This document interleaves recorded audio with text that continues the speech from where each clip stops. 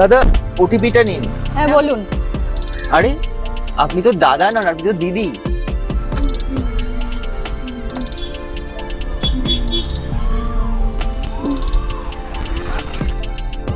আরে আজকে তো নারী দিবস, আর নারী দিবসেই আমি আজকে একজন নারীর গাড়িতে উঠেছি। এটা কিন্তু চট করে দেখা যায় না যে কলকাতা শহরে আমরা কোনো সবসময় উবের ড্রাইভার কোনো পুরুষকেই দেখি, কিন্তু নারী একজন ড্রাইভার সেটা বেশ বিরল। তুমি কি আজকে জানতে যে আজকে নারী দিবস? না স্যার, আমি জানতাম না আজকে নারী দিবস। এত সময় থাকে না আমাদের এইসবের জানার। গাড়ি চালাতে চালাতে সারাক্ষণ সময় এমনিই কেটে যায়, আর বাড়ি যাওয়ার পর এত সময় থাকে না, তখন খাওয়া দাওয়া করে ঘুমাতে পারলে বাঁচি তখন। আচ্ছা, আজ যখন নারী দিবস আর আমি একজন নারীর গাড়িতেই উঠেছি, তাহলে আজকে একটুখানি আপনার সাথে গল্প করা যাক। কেননা আমি চিরকালই সবসময় ফিল্ম আর্টিস্টদের সাথে গল্প করেছি। তা যখন আমি একজন সাধারণ মেয়ে আজকে অসাধারণভাবে গাড়ি ড্রাইভ করছে, তা আমি আজকে তার সাথে একটু কথা বলি। তা তোমার নামটা কি বলো? আমার নাম লক্ষ্মী মাহাতো, কিন্তু আমি লক্ষ্মী নামে পরিচিত হতেই আমি বেশি ভালোবাসি। আমি একজন ক্যাব ড্রাইভার, আমি গাড়ি চালাই, আমি আমার নিজের পরিচয়, আমাকে কোনো সারনেমের আমার কোনো প্রয়োজন পড়ে না। আচ্ছা, লক্ষ্মী তোমার নাম। তা যে লক্ষ্মী শুধুমাত্র শাখাপলা পরে লক্ষ্মীর পাঁচালি পড়ে না, সে কিন্তু গাড়ির স্টিয়ারিং ধরছে একেবারে হাতে। তা তোমার নামটা, তুমি পদবিটা ব্যবহার করো না কেন? কেন শুধু লক্ষ্মী? আমার লক্ষ্মী মাহাতো হবার কোনো প্রয়োজন পড়ে না, আর নাই লক্ষ্মী হালদার হবার। আমি আমার পরিচয়ে পরিচিত হতে চাই। একটা মেয়ের তো নিজস্ব কোনো পরিচয় থাকে না, তো আমি চেয়েছিলাম যে আমার নিজের কোনো একটা পরিচয় তৈরি করি আমি, তো তার জন্যে আমি আমার সারনেমটা ব্যবহার করতে চাই না। আচ্ছা লক্ষ্মী, তা তুমি তো ভেবেছিলে যে সুখী সংসার করবে, স্বামী সন্তান নিয়ে ঘর করবে, কিন্তু তুমি ঘরের বউ থেকে একেবারে গাড়ি স্টিয়ারিং এ চলে এলে। তা এই ক্যাব ড্রাইভারের জার্নিটা তোমার শুরু হয়েছিল কিভাবে? এটা তো মুখের কথা নয়, চট করে কোনো মেয়ে সে ক্যাব ড্রাইভার হতে চাইবে না। তোমার জার্নির গল্পটা একটু শুনি। স্যার দেখুন, আমি যদি ক্যাব ড্রাইভার না হতাম তাহলে আপনি কি আমাকে চিনতেন? আপনি তো আমাকে চিনতেই পারতেন না।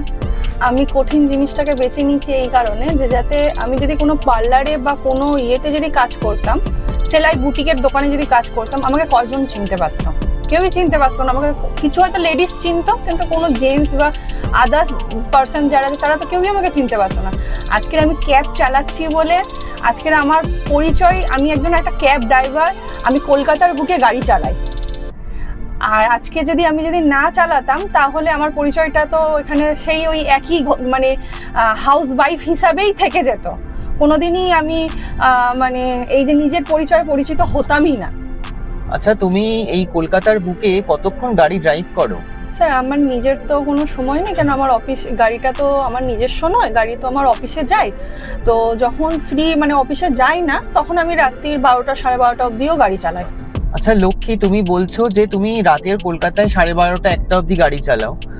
তা রাতের আমরা অনেক তো শুনি যে রাতের কলকাতা একদমই মেয়েদের জন্য নিরাপদ না, ভীষণভাবে একটা ভয়ের ব্যাপার থাকে। কিন্তু অন্য শহরের তুলনায় রাতের কলকাতা তোমার কাছে কতখানি নিরাপদ মনে হয়? তোমার কি কোনো খারাপ ঘটনা আছে, বা যদি কোনো ভালো ঘটনা থেকে থাকে, তুমি কলকাতা পুলিশের থেকে কোনো ভালো সাহায্য পেয়েছিলে?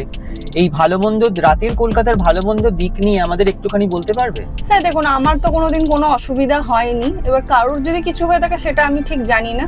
আমার কোনো অসুবিধা হয় না। আমি রাত্রিবেলায় গাড়ি চালাই, আমার আরো বেটার মনে হয় রাত্রিবেলায় গাড়ি চালাতে, কেন আমি রাত্রিবেলায় আরো ভালো করে গাড়ি চালাতে পারি। উপরন্ত আমাদের ফেয়ারটাও ভালো থাকে। তা আমার দিক থেকে আমার কোনোদিন কোনো অসুবিধা হয়নি। আর মিসবিহেভ আমার সঙ্গে কেউ কোনোদিন করিনি। আজ পর্যন্ত আমার যত কাস্টমার আছে সবাই ভালো, সবাই আমাকে ভালোবাসে, আশীর্বাদ করে, আর আমি সবাইকেই নিজের মনে করি। আমার সাথে কোনোদিন কিছু হয়নি। কলকাতা আমার দিক থেকে সেফ। আচ্ছা লক্ষ্মী, আমি তো দেখছি লক্ষ্মী ভীষণভাবেই লক্ষ্মী মন্ত, তুমি যার জীবনেই যাবে। কিন্তু তোমার জীবনে কি প্রতিঘাত ঘটলো, কি দুর্যোগ ঘটলো, যার জন্য তোমাকে যে তোমার ঘর সংসার ছেড়ে, স্বামী সন্তান ছেড়ে ক্যাব ড্রাইভারের চালাচ্ছ তুমি, সেটা অবশ্যই খুব সম্মানের এবং খুব সাহসের পরিচয়। কিন্তু তুমি তো চেয়েছিলে ঘর সংসার করতে স্বামী সন্তান নিয়ে। তা তুমি ক্যাব ড্রাইভারের জগতে এলে কিভাবে, বা গাড়ি চালানো শিখলে কি করে, এবং কোন দুর্যোগের জন্য, কোন অত্যাচারের থেকে তোমার এই উত্তরণটা ঘটলো, একটুখানি শুনি। স্যার দেখুন, আমি তো সবসময় বেটারটাই চেয়েছিলাম যে আমার মেয়ের যাতে আমি আমার হাজবেন্ড ইনকাম করলে তাহলে আমার মেয়ের লাইফটা বেটার হবে। আর পুরোপুরি স্যার আপনার লাইফের কথা শুনতে গেলে স্যার এখন তো এমনিও আপনার সঙ্গে অনেকটা লং ড্রাইভ আমাকে করতে হবে, অনেকক্ষণের ব্যাপার, কিন্তু স্যার অনেকটা টাইম লেগে যাবে। আমার লাইফের ঘটনা একটুখানি না, অনেক বড়। আচ্ছা হ্যাঁ বেশ, তো তুমি বলো না, আজকে যখন নারী দিবস, তা নারী দিবসে আজকে তোমার একটু গল্প আমি বিস্তারিতই শুনি। তা একটু চলো কোনো চায়ের দোকানে একটু দাঁড় করানো যাক, সেইখানে গিয়ে আমরা তাহলে একটু কথোপকথন করি।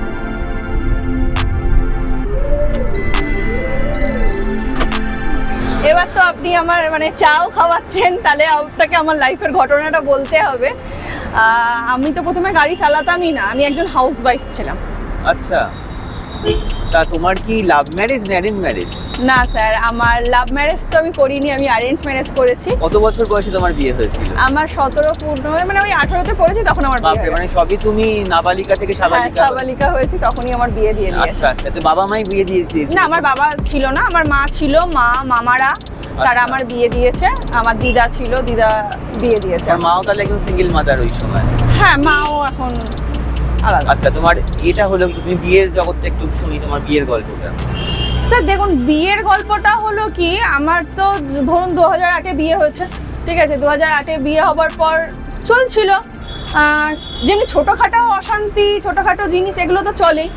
হ্যাঁ, তারপরে আমার প্রথমে তো বরকে ভালোই লাগতো তখন তোমার, বা আমার ওনারও তোমাকে ভালো লাগতো?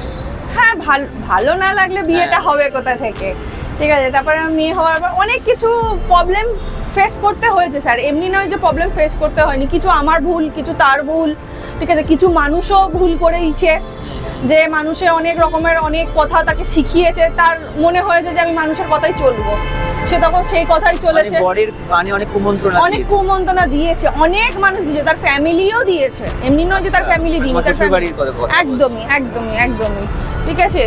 তো আস্তে আস্তে কি হলো, আমি তো প্রথমে মানে আরেক জায়গায় জব করতাম, তখন আমি প্রাইভেটে জব করতাম। তারপরে হয়ে গেলাম, আমি আসলাম আপনার কমার্শিয়ালে যখন আমি আসলাম, তখন আমার অনেকটা টাইম দিতে হয়, কেন আমাদেরকে একটা আর্নিং দিতে হয়, যে অনার থাকবে, অনারকে আমাদের একটা টার্গেট থাকে যে এত টাকা আমাদেরকে দিতে হয়। তো সেই টাকাটা না হওয়া, ফুলফিল না হওয়া পর্যন্ত সে একদিন আমাদেরকে ছাড়বে, দুদিন ছাড়বে, প্রতিদিন কিন্তু আমাদের ছাড়বে না। সেইটাকেই মানে মন্তব্য করে আমার হাজবেন্ডের কানে দেওয়া হয়েছে আমি একজন ক্যারেক্টারলেস। খুব বড় একটা পদবি আমি পেয়েছি যে আমি একজন ক্যারেক্টারলেস। তো তুমি যে কাজ করতে বেরিয়েছিলে, তখন কি তোমার হাজবেন্ডই তোমাকে যেতে বলেছিল কাজ করতে? মানে ওনার রোজগারের? একদম প্রথমে সেই আমাকে বলেছিল, সে আমাকে মানে সব সময়ের জন্য আমাকে এনকারেজ করতো যে তুমি কাজ করো, ভবিষ্যতে যদি আমি না থাকি তাহলে তুমি নিজেরটা নিজে করতে পারবে, মেয়েরাও দেখতে পারবে। সেই মানুষটা তখন তো এইরকম ভাবনাটা ভাবতে? হ্যাঁ, তখন এই ভাবনাটা ভাবতো। আর আমি শুধু গাড়ি চালাতাম না, আমার নিজের হোটেল ছিল ডালহাউসিতে, আমি আমার হাজবেন্ড ডালহাউসিতে হোটেল খুলেছিলাম। মানে ভাতের হোটেল? ওরা? হ্যাঁ, ভাতের হোটেল ছিল। তো তার সেটা অনেক ঝামেলা হচ্ছে। কি করতেন? আমার হাজবেন্ড গাড়ির পার্টসের কাজ করতেন। আচ্ছা। তো সেই নিয়ে তারপরে সেখানেও একটা দেখলাম অনেক পরিশ্রম হচ্ছিল, আমার মেয়েকে দেখার মতন কেউ ছিল না। আর এই মুহূর্তে 2025-এর লাস্ট থেকে 2026-এ চলে এসেছি যখন, তখন আমার হাজবেন্ডের মনে হচ্ছে যে তার ফ্যামিলি আছে তার বাচ্চাকে দেখার জন্য, কিন্তু এতদিন তাহলে ফ্যামিলিটা কোথায় ছিল? তাহলে আমাকে তো আজকে গাড়ি চালাতে হতো না, আমি তো আজকে হোটেল খুলেছিলাম, হোটেল আমার চলছিল, হোটেলই আমি চালাতাম, যদি আমার বাচ্চাকে কেউ দেখার মতন ছিল। তো আমার হাজবেন্ড কি হলো, আস্তে আস্তে ঝামেলাটা এতটা বাড়লো, আমার মাথায় দেখুন, এখানে দেখুন একটা ফ্র্যাকচার আছে, 4খানা সেলাই আছে, এটা আমার হাজবেন্ড করেছে, ঠিক আছে। ও একটা লোহার কোনো জিনিস হয়তো হাতে নিয়ে, আমি সেটা মানে আমার চোখের মধ্যে একটা ঘুষি মেরেছিল, এই চোখটা আমার পুরো ব্ল্যাক স্পট ছিল, আমি তখন দেখতে পাইনি। তো তারপরে তাকেও এত কুমন্ত্রণা দেওয়া হয়েছিল, তার বিশ্বাসটা হারিয়ে যাচ্ছে। একদমই যেহেতু আমি লেট নাইট গাড়ি চালাই, আমি আগেও বলেছি এখনো বলছি, আমি রাত্রিরে করে গাড়ি চালাই, আমার গাড়ি চালাতে ভালো লাগে। আমি যদি আজকের টাকাটা আর্ন করি, কালকে গিয়ে আমার ফিউচারটা ভালো হবে, তো তার জন্য আমার টাকাটা আর্ন করা। তো সেটা নিয়ে অনেক মন্তব্য হয়েছে, আমার হাজবেন্ডের মনে হয়েছে যে আমি একজন ক্যারেক্টারলেস, সবাই সেটা মনে করিয়েছে, আর সে সেটাকে খুব ভালোভাবে নিয়েছে। আর আমার গায়ে হাত তুললো সে? হ্যাঁ, আমার গায়ে হাত তুললো, হাত তোলার পরে অনেক কিছু কেস কামারি হয়েছে আমার। হ্যাঁ, তো সেটা নিয়ে আমার মেয়েকে আমার হাজবেন্ড দেখে না, আমার মেয়েকে, আমি একদম সিঙ্গেল মাদার, আমার মেয়েকে নিয়ে আমি চলি, আমার মেয়ের পুরো খরচা আমি তুলি, আমার হাজবেন্ড এবং কোনো তুমি তখন স্বামীর ঘর ছেড়ে বেরিয়ে এলে। হ্যাঁ, কেন আর সহ্য হচ্ছিল না, আর এবার থাকার মানে আমার আমাকে মেরে ফেলে দেওয়া। আমাকে সবাই এটা পর্যন্ত বলে যে আমি প্রস্টিটিউট, আমি এক জায়গায় দাঁড়িয়ে থাকি, আমার মেয়েকে আমি নিয়ে গেছি, এরপরে আমার মেয়ে গিয়ে দাঁড়াবে, এরপরে আমার মেয়ে গিয়ে দাঁড়াবে। অন্তত এইটুকু তাদের মনের মধ্যে ভালোবাসা নেই একটা বাচ্চার প্রতি, যে আমরা কি বলছি। আমার হাজবেন্ড পর্যন্ত এই কথাটা বলেছে। এবং মেয়েটা তো তাদেরই পরিবারে, একদমই তারা তাকে একেবারে একটা প্রস্টিটিউট বা একটা বেশ্যার জায়গায় নামিয়ে দিচ্ছে। তাদের এটাও মনে হচ্ছে না যে এই ল্যাঙ্গুয়েজটা সেই বাচ্চাটা, সেই 14 বছরের বাচ্চাটার উপরে ইউজ করাটা উচিত নয়। তো হয়তো অনেক নারীরাই বলছে এটা, একদম আরেকটা মেয়েকে বলছে। মেয়েদের শত্রু, একদম, একদম। এটা চলছে সমাজে। চলছে যে যতই বলুক যে সমাজে মেয়েরা এগিয়ে গেছে, কোনো দিক দিয়ে নয়, এখনো সমাজে মেয়েরা অনেক পিছিয়ে আছে। তুমি যে লড়াই করে বেরিয়ে আসছো, এটাই তো এগোনো actually। একদমই স্যার, আমি তো চাই যে আমার মতন যেসব মেয়েরা মানে ঘরে বসে সহ্য করে, সেসব সহ্য করা বন্ধ করুক। আর নয়, এবার দেখাতে হবে যে আমরা মহিলারাও কিছু করতে পারি। আজকে যে নারী দিবসের যে মানে কথা, যে নারী দিবস, নারী যখন স্বাধীন নয় তখন তাহলে দিবসটা মানিয়ে আমাদের কি হবে? একদম। আচ্ছা লক্ষ্মী, আমি তোমার জীবনের কথা, জীবন সংগ্রামের কথা তো শুনলাম। তা তুমি তো একজন সিঙ্গেল মাদার, তোমার মেয়ে কত বয়স? আমার মেয়ে 14 বছর। আচ্ছা, মানে সামনেই মাধ্যমিক? হ্যাঁ, না, এখন ক্লাস 9-এ ক্লাস 9-এ উঠছে। আচ্ছা, তুমি তো মেয়ের জন্যই পুরো লড়াইটা লড়ছো। একদম। তুমি তোমার মেয়েকে কোন জায়গায় দেখতে চাও? আমার মেয়েকে আমি সেই জায়গায় দেখতে চাই যে জায়গায় আমার মেয়ের উপর কোনো টর্চার হবে না। আমার মেয়ে নিজের কথাটাতে থাকে না, একটা বুলন্দ আওয়াজটা যাতে দিতে পারে। তার হাজবেন্ড তাকে এটা না বলতে পারে যে তুমি এটা পারো না, ওটা পারো না।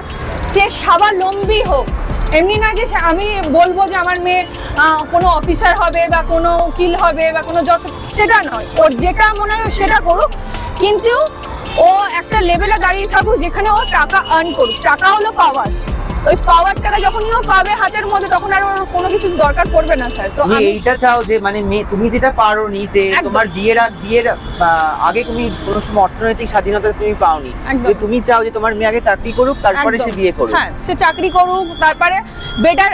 স্যার দেখুন, বেটার অপশনটা খুব, মায়েরা তো ভাবে অনেক সময় মেয়েরা একটু ভুল করে ফেলে, অনেক সময় কাউকে ভালোবেসে। সেটা তার ফিউচার, সেটা তার ব্যক্তিগত ব্যাপার, কিন্তু সেখান থেকে বের করে নিয়ে আসাটা তো আমার কাজ। আমারও তারা আছে যাবার, তোমারও তারা আছে, আবার তোমার বিয়ে চলে আসছে, অর্ডার চলে আসছে। তা তুমি একটু বলো যে আরো তো অনেক নারী আছে যারা ধরো মানে তারাও এই অত্যাচারের মধ্যে দিয়ে যাচ্ছে, স্বামীর অত্যাচার, শ্বশুর বাড়ির অত্যাচার, বা তারা পড়া ছেড়ে দিতে হচ্ছে, নিজের শখ পূরণ, আর্থিকভাবে স্বাবলম্বী নয় তারা। সেই সব মেয়েদের তুমি কি বলতে চাও, একটু বলো। স্যার দেখুন, প্রথম কথা হলো আমি খুব পড়াশোনায় আমি খুব কম, আমি বেশি দূর পড়াশোনা করিনি। তোমার কথায় সেটা বোঝা যাচ্ছে না। আমার কথাই বলছি, আমার থেকে অনেক শিক্ষিত যারা আছে, যারা ঘরে বসে আছে, এই মুহূর্তে আমার মনে হয়েছে যে সব মেয়েকে স্বাবলম্বী হওয়া দরকার, সব মেয়েকে কাজ করা দরকার। এমন নয় যে তার হাজবেন্ডের থেকে আলাদা হয়ে যাবার, তার হাজবেন্ডকে সাপোর্ট করার জন্য, যে হ্যাঁ আমি আছি, তুমি একা কেন ইনকাম করবে, তুমি একা কেন খাটবে, দুজন মিলে খাটবো, দুজন মিলে করব, তাহলে আমাদের সংসারটা আরো ভালোভাবে হবে। তো তার জন্য সব মেয়েকে কাজ করা দরকার, সব মেয়েরা কাজ করুক। যারা গাড়ি ভালোবাসে, যারা মনে করে যে না আমরাও গাড়ি, যেমন আমি গাড়ি চালাচ্ছি, আমাকে দেখেও যদি কেউ মেয়ে যদি মনে করে যে না আমিও গাড়ির ফিল্ডে আসো, এই জায়গাটা আমাদের দরকার, এই জায়গাটা আমরা খুব ছোট আছি, খুব কম আছি, আমাদের আরো বেশি দরকার। যেসব মানুষরা আমাদেরকে গালাগালি দিচ্ছে, যেসব মানুষরা আমাদেরকে এক এক সময় অবাক হয়ে তাকিয়ে দেখে যে আমরা এলিয়েন নই, আমরা একটা মানুষ রক্তে গড়া, তো সেটা তারা ভুলে যায়। তো সেই ভুলটা ভেঙে দেওয়ার জন্য, আর মেয়েদেরকে খুব বলা হয় যখনই আমাদের থেকে কিচ্ছু ছোট যদি একটা মানে ভুল হয়ে যায়, তখন আমাদেরকে বলা হয় যে তোমরা কেন বাড়ির লাইনে এসছো, যাও, ঘরে ঘরে গিয়ে কাজবাজ করো, ঘরে গিয়ে বাচ্চা সামলাও। এই জিনিসটাকে ভাঙতে হবে বলে মেয়েদেরকে বেরিয়ে আসতে হবে। কাজ করো, কাজ করে এই অত্যাচার যারা সহ্য করছো, তারা অত্যাচার দিয়ে বেরিয়ে আসো, দেখো জগৎটা খুব সুন্দর। নারী দিবসে এর থেকে ভালো বার্তা কিছু হতে পারে না, যে লক্ষ্মী যে কতটা লক্ষ্মীমন্ত সেটা আমরা তোমার সঙ্গে কথা বলেই বুঝলাম। তা তোমার তো আরো তারা আছে, এখন আমাকেও যেতে হবে। ভীষণ ভালো লাগলো তোমার সাথে কথা বলে। তুমি তোমার জীবনে আরো উন্নতি করো, তোমার মেয়েকে বড় করো, আবার নিশ্চয়ই কোনোদিন পথ চলতে তোমার সঙ্গে নিশ্চয়ই দেখা হবে। একদম স্যার, একদম। নমস্কার স্যার, আসছি।